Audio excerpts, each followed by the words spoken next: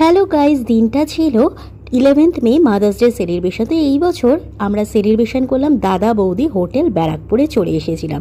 ব্যারাকপুরে আমার ফ্রেন্ডের বাড়ি, তাই সবাই মিলে আমরা টোটাল 10 জন মিলে মঙ্গল পাণ্ডে পার্কে ঘুরতে চলে আসলাম ব্যারাকপুরে।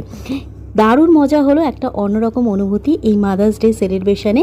সবাই মিলে খুব এনজয় করলাম। তারপরে চলে আসলাম ব্যারাকপুরে দাদা বৌদির স্পেশাল বিরিয়ানি খেতে, যেখানে মাদার্স ডে স্পেশাল কেক নিয়মার থেকে নেওয়া হয়েছিল, যেটা আমরা সবাই মিলে সেলিব্রেশন করেছিলাম। আর এই সুন্দর ফুলের তোড়ার মধ্যে এই কেকটা দেওয়া হয়েছিল, আর এই কেকটার টেস্ট কিন্তু দারুণ ছিল।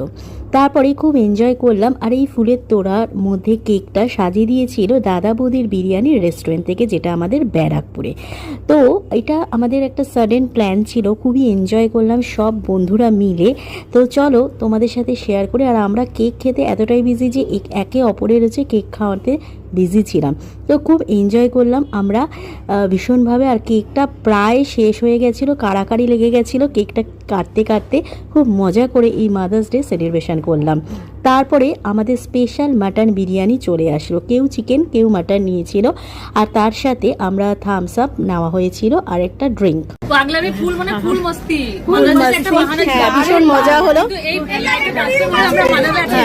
তো সব প্রিয়াঙ্কাদি খেতে খুব বিজি, তাই জন্য আমরা এখন কথা বলতে পারবো না। ভীষণ খিদে পেয়েছে, এই পাগলামিটা দেখো। আর তোমাদের সাথে একটু শেয়ার করে দিই, এই বড় মাটনটা এখন খাবো, কেন লোভ লাগছে, মানে ভীষণ গরম, ধরতেও পারছি না। এর সাথে একটা মিনি ব্লগের মাধ্যমে শেয়ার করলাম মাদার্স ডে সেলিব্রেশন আমরা কিভাবে করলাম। ব্লগটা ভালো লাগলে লাইকস করবে, কমেন্ট করবে, শেয়ার করবে। চলো টাটা।